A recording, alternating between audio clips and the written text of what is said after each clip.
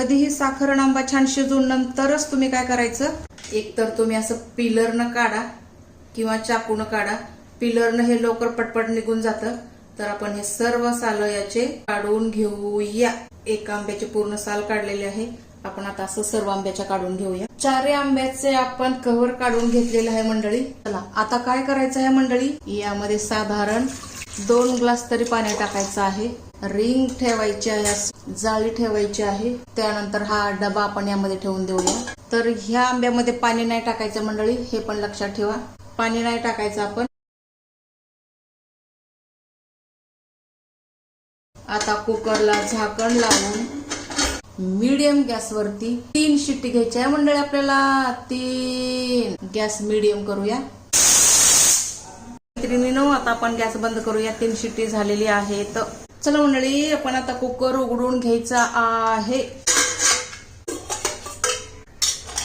हे थोडं थंड करून घेऊया मंडळी. हे पूर्ण थंड झालेलं आहे मंडळी आपले आंबे उकडलेले. आता काय करायचंय, हात स्वच्छ धुवून आपण ना हे आंबे छान मॅश करून घ्यायचे असे आणि ह्याच्या पूर्ण कोया बाजूला काढून टाकायच्यात. ह्याच्या गुठळी पूर्ण बाजूला काढून टाकायची आहे.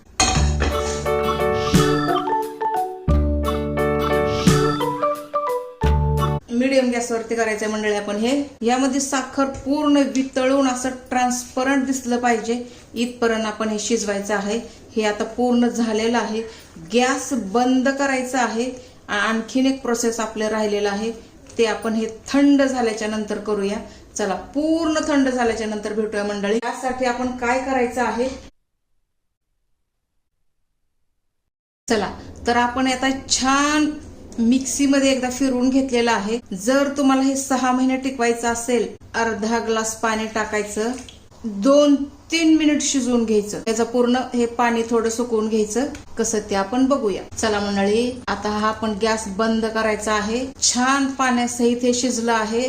कधीही साखर आणि आंबा छान शिजून नंतरच तुम्ही काय करायचं, पाणी टाकून शिजवायचं. पाण्यासोबत ह्याला छान पहिले शिजवायचं आहे मंडळी. शेवटी ह्याला पाण्यासोबत शिजवून थंड करूनच एका काचेच्या बॉटलमध्ये भरून फ्रीज मध्ये ठेवायचं. 6 महिने छान पण टिकतं. चला आता पुढचं प्रोसेस करायचं आहे. गॅस बंद करायचा आहे. हे बघा, रंग फार छान आलेला आहे मंडळी. हे आपलं पन्ह. आणि चिमूटभर मीठ टाकायला विसरू नका मंडळी. थोडस मीठ टाकायचं आहे. आणि आता हे आपण छान फिरून एन्जॉय करायचं आहे. कसा वाटला मंडळी व्हिडिओ? आवडला का? आवडला असेल तर लाईक, शेअर आणि सबस्क्राईब. भेटूया आपण पुढच्या रेसिपीसह. तोपर्यंत स्वस्त राहा, मस्त राहा आणि सर्वात महत्वाचं हेल्दी राहा मंडळी.